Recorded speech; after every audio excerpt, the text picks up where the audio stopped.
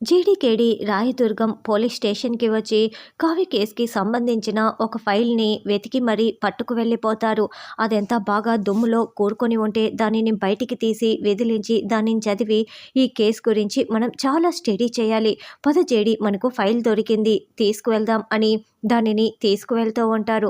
వాళ్ళు అటు వెళ్ళగానే ఆ పోలీస్ స్టేషన్ ఎస్ఐ కాస్త తాయారుకి ఫోన్ చేస్తాడు. మేడం జేడీకేడి ఆఫీసర్లు మా పోలీస్ స్టేషన్‌కి వచ్చారు.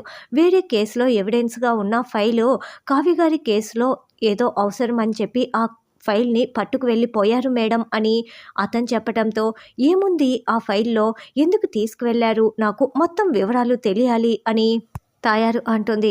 మేడం ఆ ఫైల్‌లో ఏముందో అసలు కావ్య గారికి ఆ ఫైల్‌కి లింక్ ఏంటో కూడా నాకు వివరాలేవి తెలీదు మేడం. వాళ్ళైతే ఆ ఫైల్‌ని తీసుకువెళ్ళిపోయారు అని ఇన్స్‌పెక్టర్ చెప్తాడు.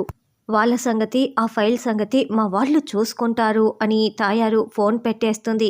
రే అభి, ఆ జేడీకేడీలు ఏదో ఫైల్ పట్టుకు వెళ్ళిపోయారంట. ఆ ఫైల్ వెంటనే నా చేతిలో ఉండాలి. వెళ్ళి తీసుకురా అని చెప్పటంతో జేడీకేడీని ఫాలో అవుతూ అభి వాళ్ళ కారు వస్తూ ఉంటుంది. జేడీ ఇక కేదార్‌తో మాట్లాడుతూ ఉంటుంది. మనం ఈ ఫైల్ గురించి ఫుల్లుగా స్టడీ చేయాలి అని చెప్పి వెనక్కి తిరిగి చూస్తే అభి వాళ్ళ కారు ఫాలో అవుతూ ఉంటుంది. కేడీ, మనల్ని ఆ అభి వాళ్ళు ఆ తాయారు పంపించినట్లు ఉంది. ఫాలో అవుతున్నారు. కాస్త కారు ఆపు. వాళ్ళ సంగతి చూద్దామని జేడీ చెప్తుంది. ఇక అభి వాళ్ళ కారు వీళ్ళ కారుకి అడ్డుగా వచ్చి నిలబడి ఉండటంతో జేడీ చాలా స్టైల్‌గా ఆ ఫైల్‌ని పట్టుకొని కారు దిగుతూ, ఇప్పుడు మీరు ఈ ఫైల్ కోసమే ఇక్కడికి వచ్చారన్న విషయం నాకు చాలా బాగా తెలుసు. ఇదిగో ఈ ఫైల్‌ని నేను ఇక్కడ పెడుతున్నా.